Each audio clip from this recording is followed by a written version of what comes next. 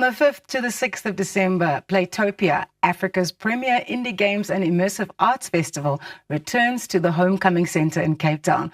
Festival goers can expect cutting-edge games, immersive art installations and interactive experiences that transport them into fantastic worlds of play and creativity. Here to tell us more is Dominique Gavlovsky. She is the festival director. Dominique, welcome to Goeiemorgen. Good morning. Good morning. Thanks for having me. I have to tell you an interesting fact. We went to the same high school. Oh, really? Yes, You're we a did. rusty When I saw bug. your name, I was super excited to chat to you. Playtopia returns this December. What excites you most about this year's festival? I'd have to say it's getting to see all the visitors from overseas. We get a lot of international developers and members of the community that work in this industry coming to Cape Town for this event. And I mean, I think like it's a nice stroke of the ego that they think we're worth getting on a plane for, but it's just so rewarding to see all these people come together with local industry folk and developers and just like hanging out for a week and just completely nerding out on what they love doing, which is making games. Arcadia promises a fully immersive fantasy experience. What can attendees expect to see and do? So we've teamed up with the Decor team that does like Africa Burn and Bazique and Glastonbury Festival in the UK. They're Cape Town based and they're just we call them the Decor Fairies. They're just this really extraordinary team of fabricators and creatives. And we provide the games and the PCs and they provide like this added dimension of set design and fabricating the world that we are trying to immerse people in. So I think we set them the theme of retro fantasy this year. Like imagine Dark Crystal or the Never-Ending Story or some kind of wizard's apothecary that you'd be walking into. So that's what they're building for us, and so that when people come in, it's like imagine like your 80s arcade experience, but inside this fabricated, kind of cathedral styled wizard's library.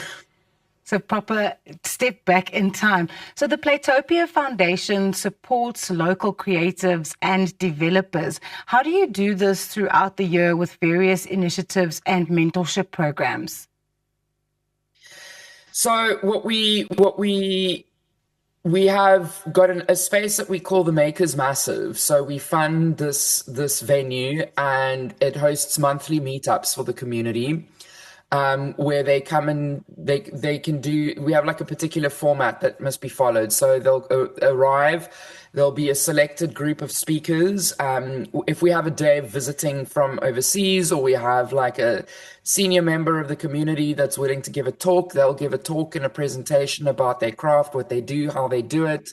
Then it's open to the floor for questions and answers.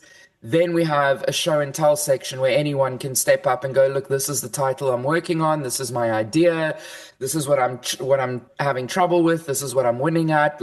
And people can give, there's a dialogue where there are people in the room who are experts that can give them feedback. And then afterwards, it's just a networking session where everyone just gets to know each other. And then the foundation also runs a program called the Jam Doll, because what we believe in is that the biggest holdback for young upstart developers to start making games is they don't have the time to prototype. Prototyping is very time consuming, and who can afford to do that? It's like any art, how you find generally it's kind of trust fund babies and rich kids that get to do art for a living because they can have that period to build their career with someone helping them financially. So where we come in is we pay people to prototype, and they as long as they deliver a prototype every 2 weeks, they totally own the IP, but as long as they're delivering, creating and uploading it to itch.io, they get paid. And if the work is good and we can see that there is potential in them and their vision, we'll continue to fund them until they can hit an idea that is worthy of going to market. Wow, that's absolutely amazing. Dominique Kavlovsky, the festival director of Playtopia, which is happening this weekend in Cape Town. Head to playtopia.co.za for more information. Elsa is up next, and she's going to be sharing some recipes that are definitely going to evoke some beautiful memories.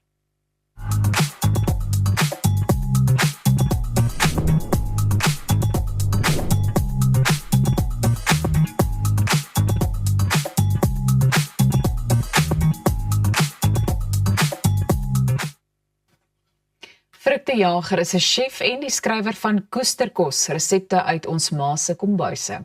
In sy boek deel hy sy ouma en moeder se handgeskrewe resepte, sowel as gunsteling kos en herinneringe van familie en vriende, en neem hy ons op 'n hartverwarmende kulinaire reis deur Suid-Afrikaanse kombuise en kostradisies. Baie welkom hier by ons in die ateljee. Môre, dankie dat my julle by hier laat kom kuier het. Goed, wat het jou geïnspireer om kos en herinneringe van jou ma se kombuis te deel? Weet jy, ek is in daai gelukkige posisie, ek het nog my ma en my ouma se handgeskrewe kookboeke. En in my vorige boek, Storiekos op reis na resepte, het ek stories en resepte van dwars oor die wêreld bymekaar gegooi. Toe besef ek, maar ek sit eintlik met goud in my eie kombuis. En die resepte dek die tydperk 1914 tot 1989. Sure. So ek kyk basies na 75 jaar se Suid-Afrikaanse kosgeskiedenis oor veral met die fokus op resepte wat saamgestel is deur vrouens op plase en klein dorpies en ver afgeleë gebiede, waar daar nie noodwendig groot winkels of beskikbaarheid van interessante bestanddele was nie. So die respek wat ek vir hulle het is toe ek deur die resepte gewerk het. Behalwe dat dit 'n wonderlike gesprek weer was met my ma en my ouma, is dit wat hulle reg gekry het met baie min bestanddele tot hulle beskikking. Sê vir my, en jy vind die hele resepte deel nie, want dit is waarom ons jou boek in die hande moet kry. Presies. Maar is daar miskien een van jou ma of ouma se resepte wat vir jou die spesiaalste is of wat jou die naaste aan die hart lê? Weet jy, ek dink dit gaan terug na kinderherinneringe toe. En my ma was 'n groot bakster.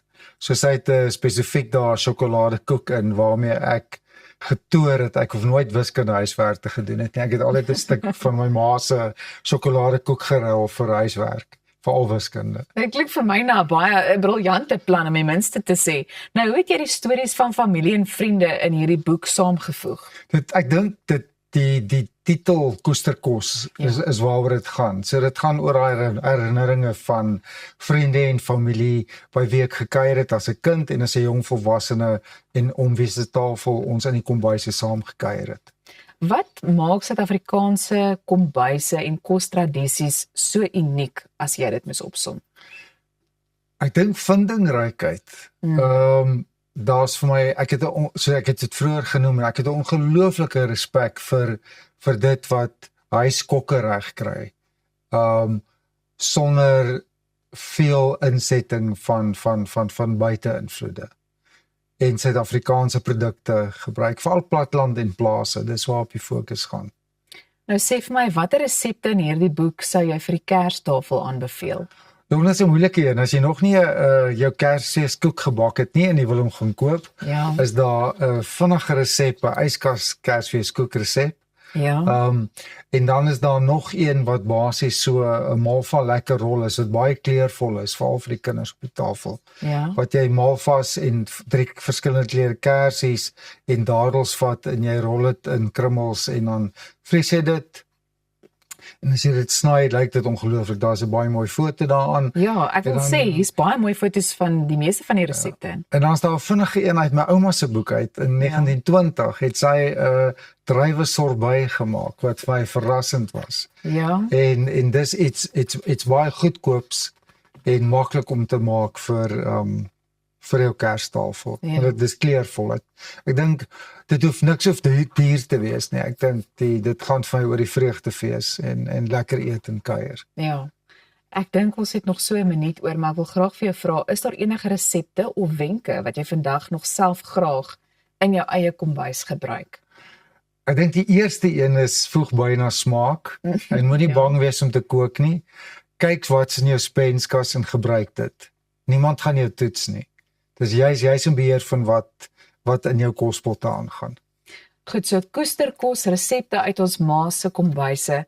Waarom sou jy hierdie as die perfekte Kersgeskenk aanbeveel? Weet jy, dit bring vir my nostalgie terug.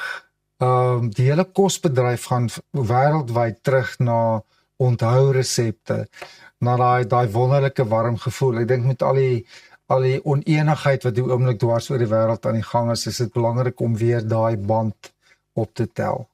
En waar is die boek oral beskikbaar? Maar hy is in die eerste plek beskikbaar by my, so Ja. jy kan hom van my af bestel of by Naledi van die uitgewer self en dan by die meeste van die boekhandelaars in die industrie sal hom. So indien hulle daai roete wil volg en jou persoonlik wil kontak, kan hulle jou sekerlik net op sosiale media ook in die hande gaan. Ja, hulle kan net op my Facebookblad of my Instagram Frik die Jager gaan kyk of by Naledi direk. Frik, baie dankie. Ek wil self sommer so 'n boek hê vir myself. So baie dankie dat jy vanoggend hier by ons in die ateljee kom kuier het en vir ons meer kom vertel het. Dankie en ek dink vir almal koester daar herinneringe. Absoluut. Goed, bly ingeskakel want net hierna gesels ons met Sandra Prinsloo en David Verweer oor hulle teaterproduksie Styx in River. Jy is ingeskakel by Goeiemôre, Good Morning. Ons is nou weer terug.